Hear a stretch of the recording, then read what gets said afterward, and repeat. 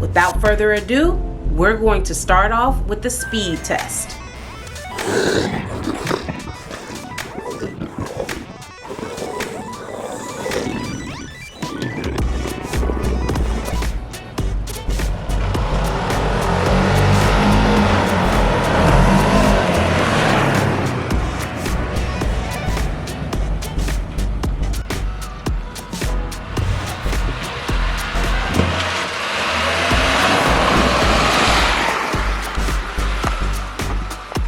The Ryker wins on takeoff. Now it may be hard to tell from these video clips, but the bike is lighter. The Spyder wins on storage. With the multiple compartments, makes it easier for you to be able to travel long distance and store whatever is needed. With the Ryker, on the other hand, only has one front trunk.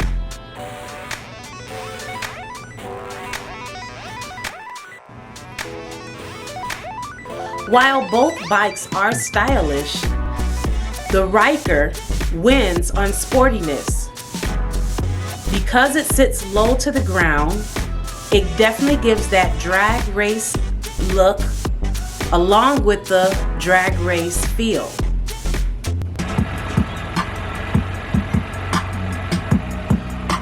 While the Ryker doesn't come with any sound system, the Spyder comes with a 6-speaker sound system, so it automatically wins this round when it comes to sound. If you do decide to get the Ryker, my main suggestion is that you should get it with a BRP brand sound system. No aftermarket. The reason for this is that they will install it, the dealership will install it. You will have no issues versus aftermarket and issues with the bike. Don't forget to stick to the end to see which bike wins. Also, you'll learn about the special tip about the Spyder RTL that most people don't even know. Now, I've been taught how to ride a motorcycle, trike specifically, on my father's Spyder RTL, which is semi-automatic, so that means you do have to shift. However, riding my bike, which is fully automatic, and that's whether you have the basic model or the top of the line model Ryker, all of the Rykers are fully automatic. With that being said, is you don't have to focus on shifting and you're able to spend more time enjoying the scenery, enjoying the ride, because after a while, shifting does become tedious. With the Spyder RTL, it comes with a comfortable passenger and driver seat, while the Ryker 600 comes with just a basic seat.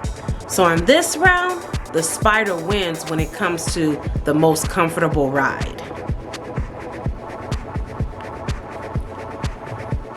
Don't quote me on this, but the Spyder RTL is approximately $30,000, while the Ryker 600 is approximately $10,000.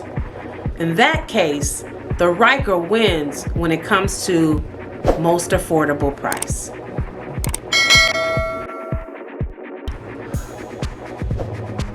With the Spyder RTL having a more powerful engine, it definitely wins this round.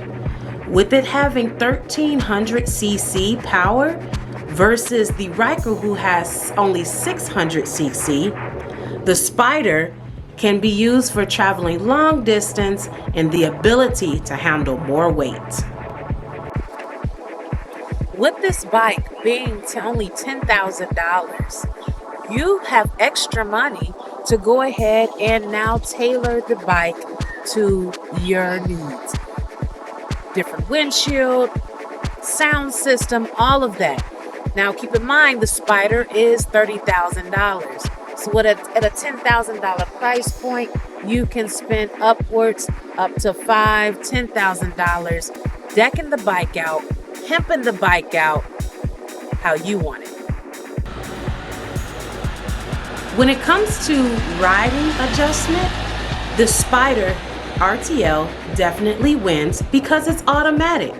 Now that's depending on the weight of the passenger, driver, or luggage. While the Ryker 600 has manual riding adjustment. So sorry Ryker, but the Spyder wins on this one. In conclusion, you have the Ryker, which is my bike, and it's approximately $10,000. Basic model, 600 cc's. Then you have the Spyder RTL Limited, and this is my father's bike, Spyder Bike Mike, and it's approximately $30,000. Now, the Spyder comes with all the bells and whistles, as I've mentioned, a windshield, cruise control, nice sounding sound system. Then you have my bike, and no windshield, no cruise control, but don't worry, all those things you can add on to the bike, up to $5,000, $10,000. Your choice how much you want to spend to make it tailored to your needs. Now, the question is, which bike should you try and buy? Well, only you know that answer. Is the extra $20,000 worth it to you? I don't know. But I know what you should do. Go ahead, review these features again of each bike. Think about which one you're going to try and buy, and then I'll see you at the dealership. What a lot of people don't know about the Spyder RTL is that it has a super key.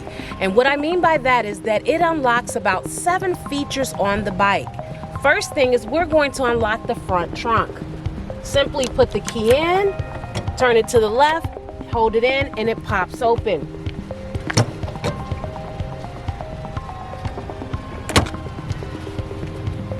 Other thing is it has 2 compartments, and on each compartment on the side it locks, so you can definitely lock your storage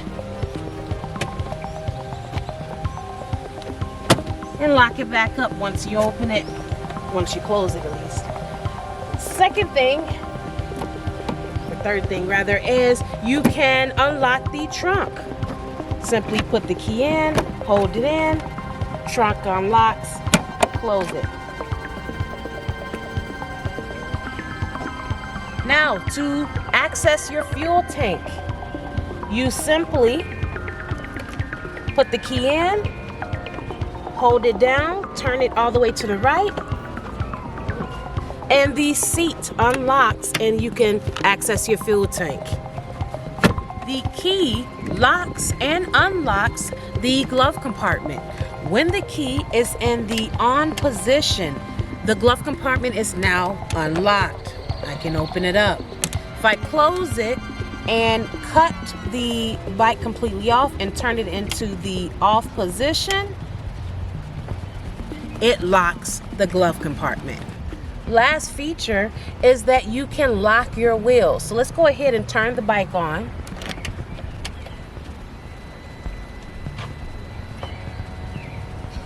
And I'm going to turn my wheels all the way to the right.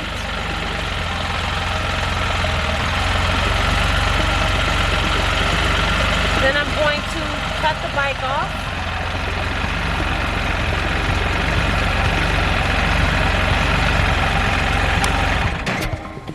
And then I'm going to turn the key all the way forward, all the way to the back, to the left.